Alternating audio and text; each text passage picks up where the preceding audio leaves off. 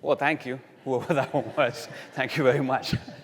Um, I want to talk quickly about messaging, and I'm actually really excited to talk about the subject because we've made some incredible enhancements to our messaging solution. You probably heard Ashu talk about it earlier in his keynote. So I just want to cover some of the things that we have done and some ideas on how to make messaging easy. Now, before we get into messaging itself, I want to start with this. This is the picture, or this is a high-level view of the eGain messaging hub. The reason I wanted to put this picture up is because this is the exact same picture I shared with you last year. Well, last year when I shared this picture with you, this was a piece that we were working on. We had pieces of it working, we had some of it connected, but it was definitely work in progress. And you probably heard Ashu in his keynote with our new fall 2019 release. This is now GA. And so this is available in this product. And this excites me a lot because the messaging hub's really built to connect dots. It's set up to connect all these different pieces of technology and bring them together in interesting ways. So what we have is a messaging hub. You can see that it automatically connects out to all the different messaging platforms that are there. It then brings those messages in, connects to an intent engine, which is an ML-based engine that can determine the customer's intent. It connects you to an automated VA or a conversational virtual assistant, which can then respond to those queries, try to resolve those problems by self-service alone. It can escalate to an agent, connects you to the agent. It can even handle a handoff from an agent back to the VA and sends a response back out through the channel to the end customer. So it brings all these pieces together. But that's not all. This was architected to make nearly every part of this extensible. So we have the APIs that allow you to bring your own channel. So for example, if you were in Asia, where WeChat's popular, and it's not a channel that we connect to, we can easily bring it in using the API. And the interesting thing about bringing a channel in through the API is the minute you bring that channel in, all of this additional capability that you have, all of that's instantly available to that channel. You get your intent inference, you get your automated VA, you get agent assistance without doing anything else. It comes at no cost. All you need to do is plug in that channel using the API into the system. That's not it. We can also plug in your own intent engine. What we've found out as working with customers is some of our customers have invested already in AI. They already have an intent engine that's capable of predicting intents. No problem, we can use that. We can use that intent engine to feed our virtual assistant to then converse with the customer. You can also bring in your own virtual agent. There's an API available for that as well. So if you've already invested in a virtual agent technology, we can plug that in. And you can even swap out your agents. So this is actually an interesting story. One of the customers that we were working with wanted to redirect some specific queries that they received from messaging platforms to their community so that their trusted users of their community could respond to those queries.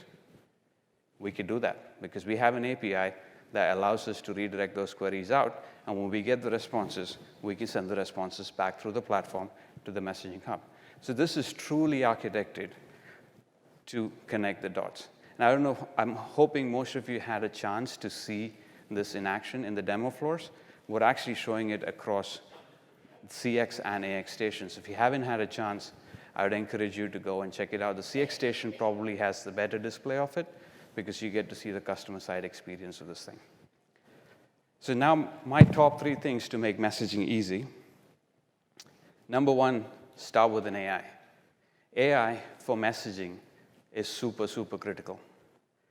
The reason AI is really critical is unlike a traditional channel, in a traditional channel, you can control how the customer interacts with your organization.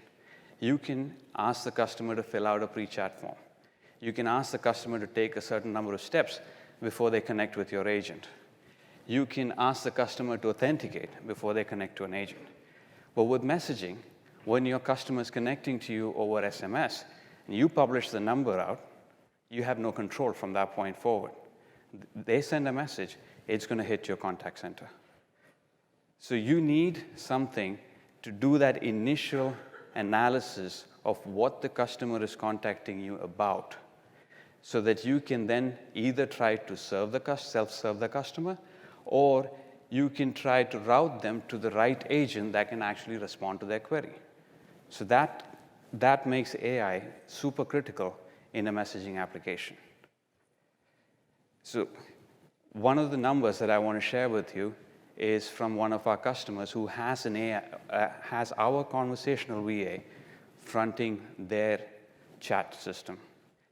This is the deflection rate that they're seeing. Imagine what would happen if you could take 50% of your calls away from your contact center. Now, this might not apply to all situations, but with messaging specifically, you will start seeing higher numbers because you will have a lot of calls that are coming in untriaged, that are coming in where you have had no opportunity to deflect. You've had no opportunity to provide them with a self-service channel. So again, for messaging, to make messaging easy, my number one ask would be start with a good AI. Number two is to deliver the best experience on every channel. And the reason I say this is, again, with messaging, it's about how much control you have over your own solution. With a traditional channel, you control the end user experience. You decide what they can see. With messaging, the platform decides what they can see. The platform decides what capabilities you can offer. So if you were going for a platform like Apple Business Chat, you have your rich messages, you have your list pickers, you have your calendars, you have a lot of rich tools that you can utilize to interact with the customer. However, on the other extreme, if SMS is the platform that you're going with, all you have is a text message, that to about 200, 300 characters long, depending upon who your provider is. So you have such a big variance in the capabilities of the platform. However, and you need to deliver the best experience on the platform. What most solutions tend to do is either they dumb down the solution to the lowest common denominator, which doesn't really work, because a person using Apple is used to the rich experience. You cannot give them a text-based SMS experience. Or, alternatively, sometimes they push all of that complexity to the agent. Now, the agent has to decide what platform are they on and what capabilities can they provide to the customer. What you really need is a tool that can do all of the heavy lifting. You should be able to publish the same message out to the tool and let the software then figure out what is the best way of delivering that message to the platform. So what I have here is just an example of that, right? On the left side, you will see Apple Business Chat, you will see Twitter direct messages, as well as Facebook. They're all showing exactly the same question, but the user experience differs. One of them has a picker that pops up, one shows it inline, the other one has that small little bar at the bottom where you can choose answers. And if you have SMS, none of that happens. Right? But with the Messaging Hub, what you have is the ability to publish the exact same message, and the Messaging Hub will figure out what platform it's delivering to and how that message needs to be delivered. So all of that heavy lifting is done by the Messaging Hub. So that's really the key. You do not want to compromise on your experience. You want to provide the richest possible experience the channel can offer, but at the same time, you want to maintain consistency for your agents. So that would be my number 2 for messaging. And number 3 for messaging is proactive notifications. You have to design your proactive notifications. You have to use the most effective channel for the notification. So if it's an urgent notification, you might want to use a channel like SMS. If you're trying to send a large amount of information, you might want to consider email, secure messaging, etc. And you want it to be easy to maintain for the business. So the business should not have to create complex processes to determine what these channels are. Now, why are we talking about proactive notifications here? This is from McKinsey. And what it basically says, essentially, is if you keep your customers informed proactively about the status of their issues, about the status of their accounts, they are less likely to contact you about it, and they're more likely to be happy. So it's a win-win. By sending out proactive notifications, you can reduce the inbound call volume, and you can increase CSAT. That's an incredible win. So proactive notifications absolutely have to be part of any conversation, any messaging conversation. Here's an additional number. 50 million users are expected to opt in to receive SMS notifications. That's an industry number. The number at the bottom is actually from one of our customers. 41 million customers have signed up or opted in to receive reminders for prescription refills.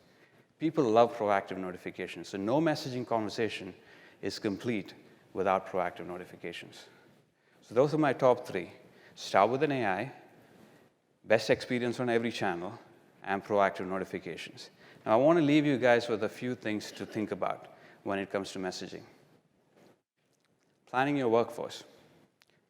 Messaging is a very interesting channel. You will have customers who want to send you one message a day, and you will have other messages who will send you one message a second, right? How do you plan for your agent workforce to handle that sort of variance? How do you balance your agent load? How many agents do you need? How many chats can the agent handle at the same time? Second one is balancing agent experience to customer experience. How do you, again, with the variance that you see in the frequency of messages that you might receive, what is the customer's expectation of when they would receive a response? At the same time, what is the agent SLA that you're going to apply to the same message? And lastly, how does it impact your contact center metrics? Your traditional metrics are average handle time, first call resolution.